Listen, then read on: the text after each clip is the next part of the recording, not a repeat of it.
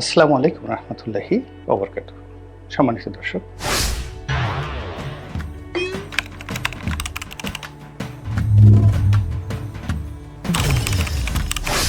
সাবেক প্রধানমন্ত্রী শেখ হাসিনা এখন ভারতে আছেন।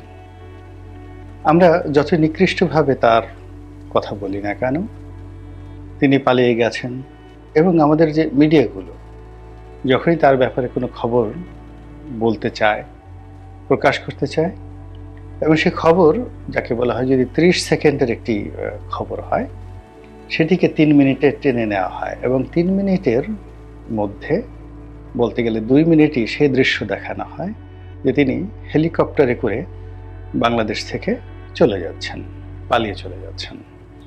তো এই বিষয়গুলো আমাদের যে মিডিয়াগুলো, তারা কি শেখ হাসিনার পক্ষে করছেন নাকি বিপক্ষে করছেন, এই প্রশ্নটি এখন কেউ কিন্তু আমরা করছি না।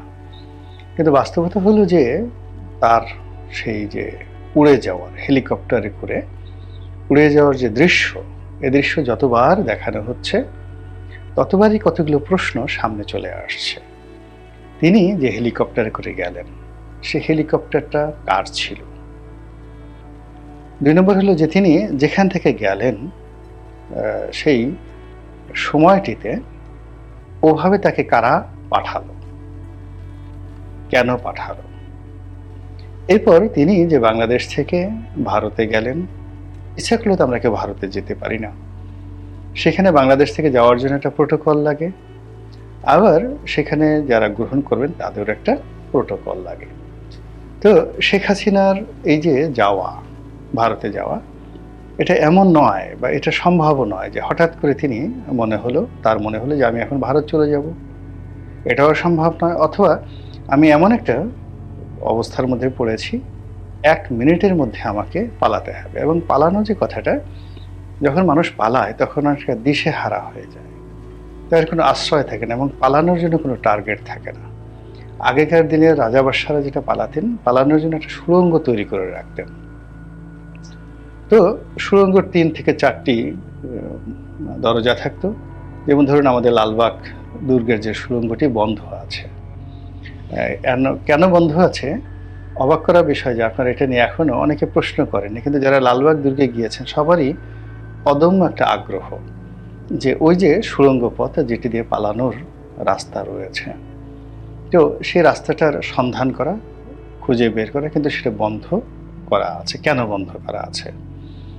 এর কারণ হলো অনাদিকাল থেকে, অর্থাৎ সেই আদিকাল থেকে রাষ্ট্রের এমন কতগুলো গুরুত্বপূর্ণ বিষয়, যেমন বাংকার, রাজার পালানোর জায়গা, কিভাবে পালালেন, এগুলো একটা সিক্রেট। এগুলো সাধারণের কাছে সাধারণত খুলে দেওয়া হয় না। পৃথিবীর সব রাজপ্রাসাদে পালানোর জায়গা কিন্তু ছিল। সুলতান সুলেমানের প্রাসাদে ছিল, মুঘলদের যে লালকেল্লা সেখানে ছিল, তারপর বাংলাদেশের সকল প্রাসাদগুলোতে ছিল, সকল কেল্লাতে ছিল, কিন্তু এগুলো কোনো অবস্থাতেই জনগণের জন্য উন্মুক্ত করে দেওয়া হয় না। এর কারণ হলো পালানের যে নিয়ম কানুন এবং কৌশল, সেই ১০,০০০ বছর আগের রাজারও যা ছিল, এখনকার যে রাজা তাদেরও কিন্তু ঠিক একই, কোনো ১৯-২০ হয়নি। যে কাজেই জনগণের সামনে যদি এগুলো উন্মুক্ত করে দেওয়া হয়, আমাদের এখন বঙ্গভবন আছেন, ওখানে যদি কোনো কারণে প্রেসিডেন্ট সাহেবকে পালাতে হয়, তাহলে আপনি গিয়ে দেখবেন যে সেখানে সেইভাবে আয়োজন করা হয়েছে যেভাবে লালবাগ কেল্লায় আয়োজন করা হয়েছিল। সুবেদার আজম শাহ, উনি যে লালবাগ কেল্লা দুর্গ নির্মাণ করেছিলেন, মুঘল সম্রাট আওরঙ্গজেবের সন্তান এবং শায়েস্তা খাঁর মেয়ের জামাই। তো তিনি যে পদ্ধতি অবলম্বন করেছিলেন, অলমোস্ট হুবহু ঠিক সেম পদ্ধতি গণভবনে, বঙ্গভবনে রয়েছে।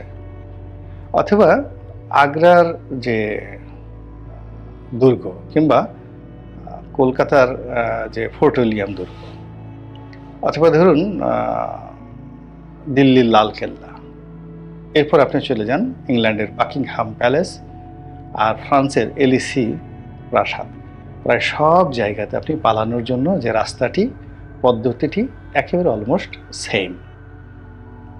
তো যার জন্য এই জিনিসগুলো সাধারণত জনগণের কাছে উন্মুক্ত করা হয় না, এগুলো খুব গোপনীয় একটা বিষয়।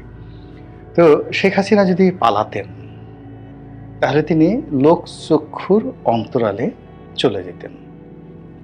ওখানে পালানোর জন্য অনেক সুন্দর সুন্দর জায়গা গণভবনেও আছে, বঙ্গভবনেও আছে। মানে তাকে আপনি আর খুঁজে পাবেন না লোকচক্ষুর অন্তরালে। কিন্তু আমরা তাকে দেখেছি। তো সমস্ত ক্যামেরা সামনে হেলিকপ্টারে করে তিনি চলে গেছেন সবার সামনে। তিনি নিজে গেছেন অথবা তাকে বাধ্য করা হয়েছে চলে যাওয়ার জন্য, এরকম। কিন্তু তিনি পালিয়েছেন। পালানো বলতে তাকে গোপন জায়গা দিয়ে গোপনে যেতে হবে যেন কেউ তাকে বুঝতে না পারে। অর্থাৎ তিনি যদি সফল হন পালানোর ক্ষেত্রে, তো সেক্ষেত্রে তিনি নতুন করে উদিত না হওয়া পর্যন্ত কেউ তাকে দেখতে পাবেন না কিভাবে তিনি পালালেন। তাহলে পালানো এই শব্দটি প্রযোজ্য হবে না। আর তিনি যদি ধরা পড়েন, পালানো অবস্থায় ধরা পড়েন, তখন যেখানে ধরা পড়লেন ওটি প্রকাশিত হবে। সাদ্দাম হোসেন পালিয়েছিলেন, তো তাকে একটা কবরের মধ্যে থেকে বের করা হলো। তারপরে গাদ্দাফি পালিয়েছিলেন, তাকে একটা পরিত্যক্ত বাড়ির মধ্যে থেকে বের করা হয়েছিল। এরকম অনেকে পালিয়েছেন তো পালানো অবস্থা থেকে। তো শেখ হাসিনা যদি পালাতেন তাহলে তাকে গোপন জায়গা থেকে উদ্ধার করতে হতো যদি আমরা ধরতে পারতাম। আর তিনি যদি পালিয়ে ভারতে চলে যেতেন, চলে যাওয়ার পরে দিল্লিতে তাকে দেখা গেলে আমরা বলতাম যে তিনি কিভাবে গেলেন, কোন পথ দিয়ে গেলেন। কিন্তু যেহেতু আমরা তার পুরো বিষয়টি, অর্থাৎ গণভবন থেকে তিনি হেলিকপ্টারে ওঠা, প্রত্যেকটারই একটি স্থির চিত্র রয়েছে। তো এটাকে আসলে আপনি অনেক কিছু বলতে পারেন, কিন্তু এটাকে পালানো বলাটা এটা ব্যুৎপত্তিগতভাবে এটা ভুল আছে, ভ্রান্তি আছে এবং এটা সঠিক নয়। এবং সঠিক না থাকার কারণে কি হচ্ছে, শেখ হাসিনা গেছেন, তিনি আবার ফিরে আসবেন, কাম ব্যাক, রিটার্ন, এই জিনিসটি আসে। আর যখন আপনি কাউকে পালিয়ে যাওয়ার সুযোগ দেন বা কেউ পালিয়ে যায়, তখন সেটাকে আর ফিরে আসা তার কোনো স্কোপ থাকে না। পালানো জিনিসটারই যাকে বলা হয় পরিণতিটা ভিন্ন হয়। তো শেখ হাসিনা যেহেতু সবার চোখের সামনে দিয়ে চলে গেছেন, উড়ে গেছেন, আবার এখন যেখানে আছেন সারা দুনিয়া জানে তিনি সেখানে রাজুকে মেহমান রূপে আছেন, তো কাজেই তার ফিরে আসা নিয়ে আলোচনা হচ্ছে। তিনি তার শাসন ক্ষমতাকালীন সময় আয়রন লেডি হিসেবে পরিচিত ছিলেন, ভীষণ রকম আয়রন লেডি, এবং যেন তেন আয়রন লেডি নয়। তার বিরুদ্ধে অভিযোগ তিনি যা ইচ্ছে তাই করতেন, খুন, গুম, তারপরে ক্রসফায়ার, বিচার বহির্ভূত হত্যা যেটাকে আমরা বলি, তারপর অবিচার, তারপরে সাজানো বিচার, কি না।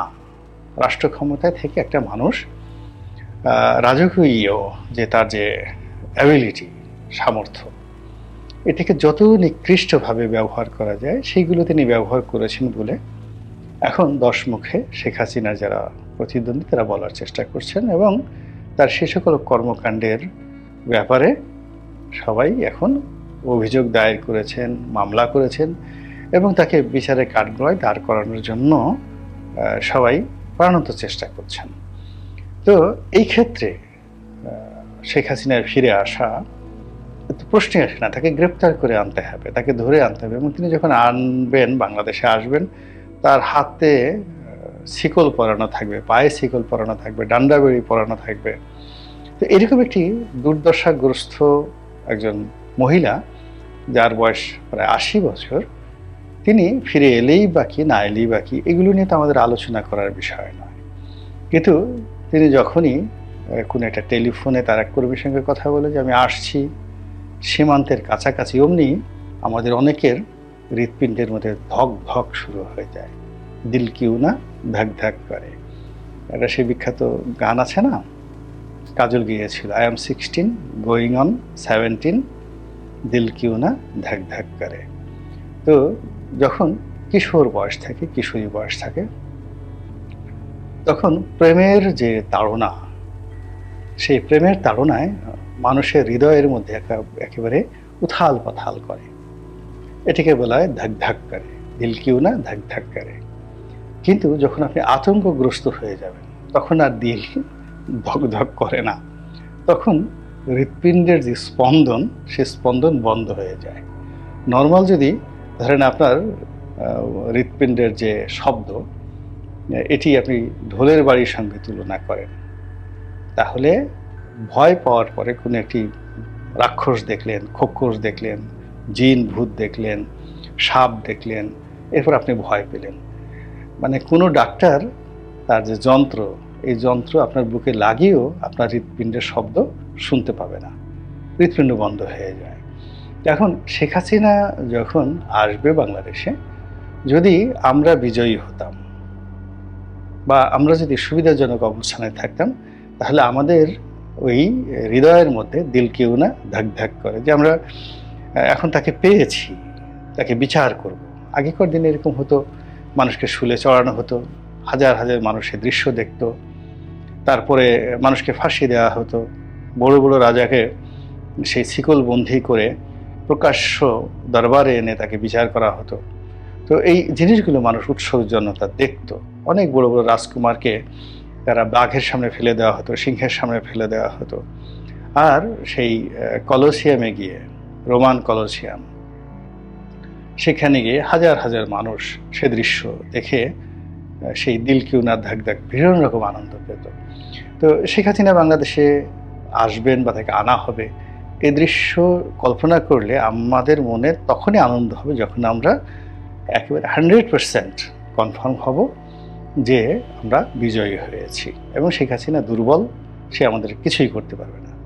কিন্তু যখন তার আসার শব্দ আমরা শুনি, অমনি আমাদের অনেকের সেই হৃৎপিণ্ড বন্ধ হয়ে যায়, অনেকে উত্তেজিত হয়ে যান, গালাগাল করেন, এবং গালাগাল সবসময় দুর্বলের ভাষা।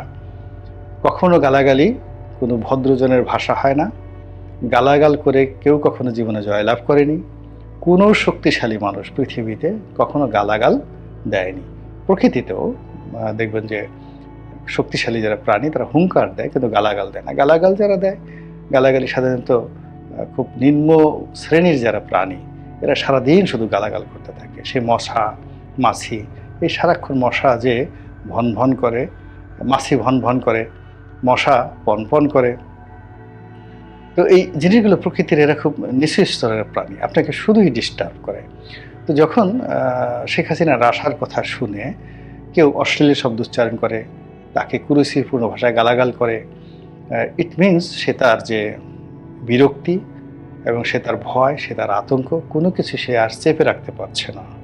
বা তার পায়ের যে আমরা যে হিন্দিতে বলি দিল কি ওনার ধাক ধাক করে, তো তার অবস্থা হয়ে যায় যে ওই তার যে ঠ্যাং ধাক ধাক করে কাঁপতে থাকে, ঠক ঠক করে কাঁপতে থাকে, হাত পা ঠক ঠক করে কাঁপতে থাকে। এবং সেগুলো লুকোনোর জন্য আমরা কি করি, আমাদের শীতের মধ্যে যখন খুব যাকে বলা হয় দাঁতে দাঁতে ঠক ঠক করে শব্দ হয়, তখন আমরা সেগুলো ঢেকে রাখার জন্য কি অবস্থা করি, গরম কাপড় দিয়ে চাপিয়ে থাকি, নিজেরা কাঁপতে থাকি, এরকম একটা ভাবসাব। তো এরকম শেখ হাসিনার আসার কথা শুনে যারা গালাগাল দেন, তারপরে যারা বাজে শব্দ উচ্চারণ করেন, হুঙ্কার দেন, হ্যাং করেঙ্গা, ত্যাং করেঙ্গা, লাঠিকা আন্দার, মুগুর ভারেঙ্গা, এই সমস্ত কথাবার্তা বললেন, এগুলো মূলত এক ধরনের দুর্বলতা, অস্থিরতার যে অবস্থা। তো যাক, এনিওয়ে, এখন শেখ হাসিনা আসবেন কি আসবেন না এটা পরের ব্যাপার। কিন্তু আমরা যেভাবে তাকে নিয়ে আলোচনা করছি এবং যেভাবে তার আসার জন্য পথ সৃষ্টি করছি, এবং সত্যিই যদি কোনোভাবে সে এসে পড়েন বাংলাদেশে, টুস করে ঢুকে পড়েন, তাহলে প্রথম দর্শনেই দেখা যাচ্ছে যে আমাদের মধ্যে যারা দুর্বল চিত্তের মানুষ, তাদের কি হবে একমাত্র আল্লাহ রাব্বুল আলামিন জানেন। এবং মানুষের ভয় কোন পর্যায়ে থাকে, শেখ হাসিনার আমলে আমি তো লিখতাম বাংলাদেশ প্রতিদিনে, তাকে সমালোচনা করে লিখতাম। এখন বাংলাদেশের খুব নামকরা একজন সম্পাদক, একসময় তার মানে সম্পাদক কাম মালিক, গ্রুপ অফ পাবলিকেশন, বাংলাদেশের মধ্যে সবচেয়ে বড় পাবলিকেশন হাউস ছিল তার। তো আমি সেখানে চাকরি করতাম এক সময়। তো আমার সেই বস, তিনি ফোন করলেন যে, বাবা রনি, তুমি তো লেখো, আমি কয়েকদিন পড়ছি, তো তোমার এই লেখা পড়ে আমার এতটা ভয় লাগে, আমি আর পরে আর ওই লেখাগুলো পড়তেও সাহস পাই না, যে আমি যে এই লেখাগুলো পড়ছি এটা যদি কেউ জেনে যায় তাহলে না জানি আমার কি হবে। তো এই হলো মানুষের ভয়ের সংস্কৃতি। এখন শেখ হাসিনার জীবনের সফলতা হলো, তার অনেক ব্যর্থতা থাকতে পারে, সফলতা হলো যে সে এখনো পর্যন্ত সুদূর প্রবাসে থেকে আমাদেরকে ভয় দেখাতে পারছেন, ভীষণ রকম ভয় দেখাতে পারছেন।